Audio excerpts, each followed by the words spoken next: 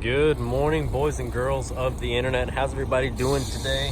So I was in the middle finishing up breakfast, putting some stuff on our car part line, checking in on some messages that I had received, and also was gonna make a couple minutes to check out Watch JR Go and his Geo tracker that he's doing a head gasket on. But then I realized I got bigger fish to fry.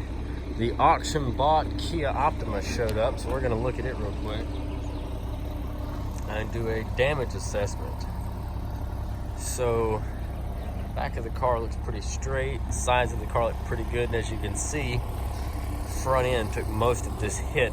I think they went up underneath the bumper of a truck or something, because if you look at the bumper cover and everything, and the support down in there, none of that got mangled up.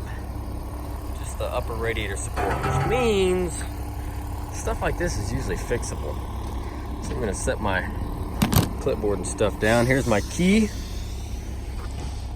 One of those good worn out broken lock and key things.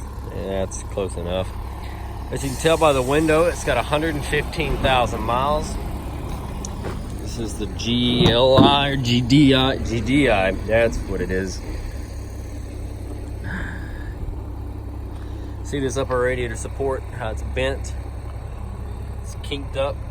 Luckily this upper radiator support removes and does it fairly easily, so we can find another one and throw on there. I'm gonna need this airbox intake piece. I guess it's not like entirely vital for the car's existence, but it was on there, so we're gonna put it back. The radiator didn't bust, but it ripped a coolant hose. I mean, really didn't bust the radiator, but ripped the coolant hose. And that's almost more frustrating than it busting the radiator. I don't know why. It's like probably like a $10 hose compared to like a $100 radiator. But whatever. The condenser, I do think has a hole in it somewhere. I don't remember the air conditioning working, but we'll see. So it's gonna need headlights. This is most of the grill. It's broken. But see that bumper support? It's just perfect. It's just as perfect as you could salvage. So, like I said, I got a key, hit the unlock button. I heard noises. So, like I said, it's an Optima, whatever trim level this is, I don't know. Like I said, GDI, that's it. Luray Athletic Club, Mud Gear, Savage Race, the best opticals, the perfect distance, and some other miscellaneous stickers. So, we've also got one destroyed tire. It's got a hole in it. This one just went flat. Tan cloth interior. It is all manual except for the recline, which is what? No, that's lumbar or something, I guess. Driver's side airbag deployed, and that's what makes them cheap. Something like this is going to be branded with a salvage title for the rest of its life, but that doesn't mean its life has to be over. Kia, eat paste. All right, low tire pressure warning.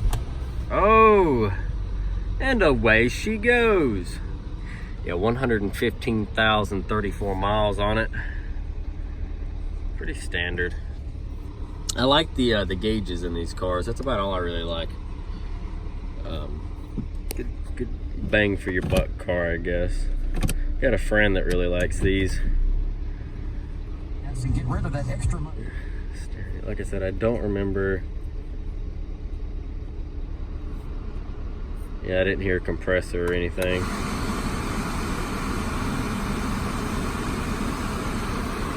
Kind of hard to tell if it's cold air or not. It's 57 degrees this morning. It was really cold when I got up and got to work, but it moves on 2 flat tires, but it moves and it runs good. Like I said, I hate to part this one out. Goodbye. I hate to part this one out. I feel like there's someone out there who would drive it. I mean, I would drive it. So I'm not Kia crazy or anything, but I would drive it. 115,000 miles. It's a 2015 model. I can probably fix this whole front end for less than $1,000. I take that back. I'm not gonna say that yet because I don't know what in the world this thing's gonna cost in parts. I mean, if you're just gonna like slap it back together for yourself, I don't even know that I'd put a bumper cover on it. I just make this one work. Hood, grill, that little trim piece, headlights, header panel thing, send it. But if you're gonna make it, you know, pretty to resell to someone else, yeah, that bumper is trashed. So I'm not picky. My old Acura RL still has a dent in the fender right here, a real small one right there, and I never replaced it because I'm cheap, and I knew I was gonna be driving it. And I didn't care what it looked like if I was going to be driving it. I had a front input on it. It was wrecked like this, and I had a whole front input on it. But I couldn't find a fender in time for it to go to the paint shop. So we just left it. Straightened out the best we could and left it. But I'm going to pull my truck over here with all my good tools in it. And I'm going to start tearing this thing apart.